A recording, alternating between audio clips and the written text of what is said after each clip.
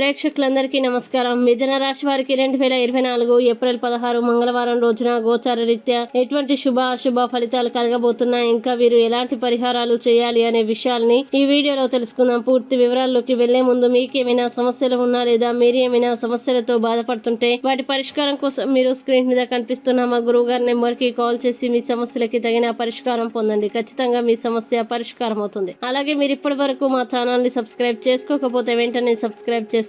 అలా చేసినట్లయితే మీరు మా వీడియోని మిస్ అవ్వకుండా చూడవచ్చు. ఇక పూర్తి వివరాల్లోకి వెళ్తే ద్వితీయ స్థానంలో సంచరిస్తున్న చంద్రుని యొక్క ప్రభావం వల్ల మిథున రాశి వారు ఈ రోజు కొద్దిగా జాగ్రత్త పడాల్సి వస్తుంది. ముఖ్యంగా అనూహ్యంగా అనారోగ్య సమస్యలు వచ్చే అవకాశం ఉంది. జాగ్రత్త. ఇంటి పనులకు సంబంధించి వాటి కొరకు మీరు మీ జీవిత భాగస్వామితో కలిసి కొన్ని ఖరీదైన వస్తువుల్ని కొంటారు. దీని ఫలితంగా మీకు ఆర్థికంగా కొంత ఇబ్బందిగా ఉంటుంది. ఇంకా పిల్లలు తమ విజయాలతో మిమ్మల్ని గర్వపడేలాగా తలెత్తుకునేలా చేస్తారు. అలాగే మీ భాగస్వాములు మీ ఆలోచనలకి ప్లాన్లకి సపోర్టివ్ గా ఉంటారు. ఈ రోజు మీ కార్యాలయాల్లో మీరు పూర్తి చేసిన పనులకు గాను అధికారుల మన్నల్ని పొందుతారు. ఇంకా మీ పనితనం వల్ల మీరు ప్రమోషన్లు పొందవచ్చు. అనుభవం గల వారి నుండి మీరు మీ వ్యాపార విస్తరణకి సలహాలు కోరుతారు. అలాగే ఈ రోజు మీ ఎజెండాలో ప్రయాణం, వినోదం మరియు సోషలైజింగ్ అనేవి ఉంటాయి. మీ బిజీ షెడ్యూల్ కారణంగా మీ జీవిత భాగస్వామి మిమ్మల్ని అనుమానించవచ్చు, కానీ చివరికి మాత్రం వారు మిమ్మల్ని పూర్తిగా అర్థం చేసుకుని మీకు ఓ మంచి కౌగిలింతను బహుమతిగా ఇవ్వవచ్చు. ఇది మీకు ఎంతో సంతోషాన్ని ఇస్తుంది. ఇక మిథున రాశి వారు ఈ రోజు వచ్చేటువంటి ఇబ్బందుల్ని అధిగమించడానికి, అనుకూల పరిస్థితులు ఏర్పడడానికి